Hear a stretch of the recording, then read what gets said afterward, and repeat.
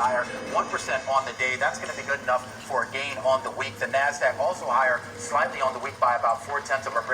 That's largely because of a 1% gain today, 142 points. The Dow Jones Industrial Average up 446 points today, up 1% here on the day. Also good enough for a gain on the week. The Russell still in the hole, still in the red on a weekly basis, down about 1%, but for the day, posting a whopping 2% gain, Carol. Yeah, pretty interesting. And if you look at the moves overall, it does feel like, generally speaking, for the week overall, we didn't do a lot, but on a day-to-day basis, we definitely did see some swings, Taylor. And I have to say, as I usually do, when we take a look for our radio audience at the sector winners and the losers, it is all green on the screen. Here's the good news. There were no losers today.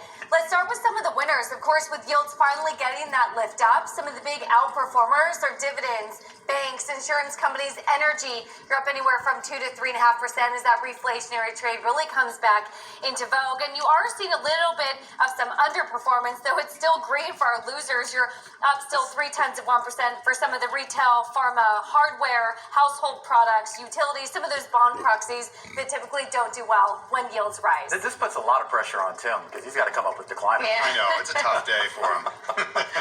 All right, wasn't so tough for me.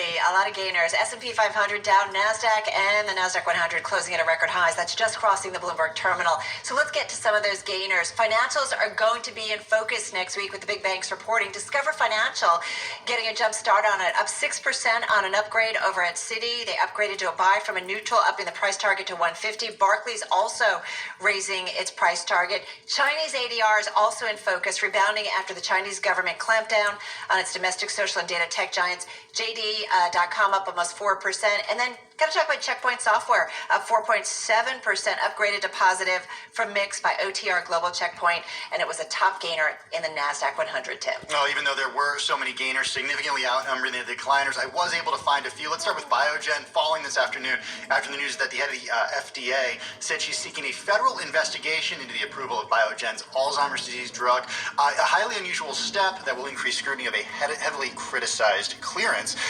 Space, we got to talk about Virgin Galactic, SPC down by more than 6.6% today. This coming ahead of Branson's flight on Sunday morning. Tune in, 8:30, 9 o'clock, today. Wall Street time right here, Bloomberg Radio and Bloomberg TV. Peloton finishing the day down by more than 5%.